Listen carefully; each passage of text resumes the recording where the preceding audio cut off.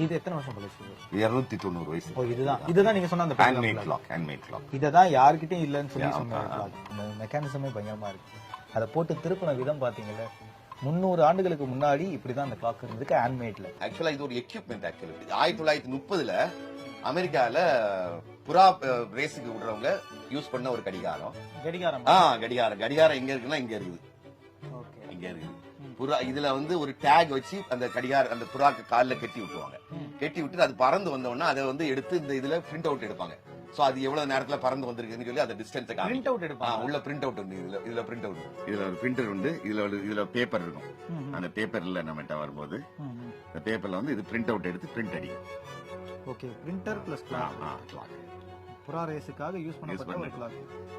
இது எத்தனை வருஷம் பழசு? 1930ல உள்ள. 1930 1935ல செஞ்ச வாட்சஸ் இதெல்லாம் லேடிஸ் உள்ள வாட்ச். இதெல்லாம் அந்த 1930ல உள்ள இந்த மாடல் வந்து ரொம்ப ஃபேமஸ். இந்த இதுதான் ஸ்ட்ராப் அந்த காலத்துல செயின். 1930 35ல உள்ளது இந்த மாடல். இந்த வாட்ச்ல உள்ள ஸ்பெஷாலிட்டி என்னன்னா இந்த டயல் வந்து பீகா போர்ஸ்லின்.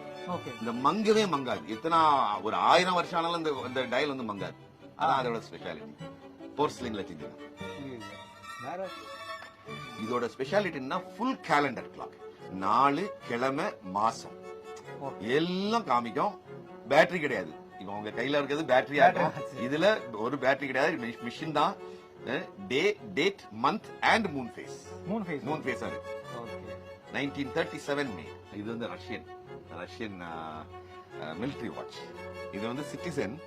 இது வந்து நம்ம புரட்சி தலைவர் எம்ஜிஆர் சார் வந்து அந்த காலத்துல ஃபுல் ஹேண்ட் போட்டு அந்த ஷர்ட்டுக்கு மேலதான் அந்த வாட்ச் கட்டி இருப்பாங்க சார். அந்த மாதிரி வாட்ச் இது சாரோட ஃபேவரட். ஆமா. அதே மாதிரி இது வந்து டிராவல் கிளாக். 1970கள் எல்லாம் இது ரொம்ப ஃபேமஸ். Travel clock. இங்கதான் சாவி கொடுக்கணும்.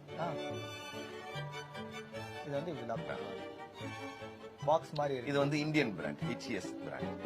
இது வந்து கிளாக் கிடையாது. இது வந்து 1930ல பேங்க்ல இது வந்து இந்த சென்ட்ரல் பேங்க் ஆஃப் இந்தியா அவங்க வந்து காம்ப்ளிமெண்டா கஸ்டமர்ஸுக்கு அவங்க பிள்ளைங்களுக்கு உண்டியல். இது உண்டியல். ஆமா, இங்க இருக்கு.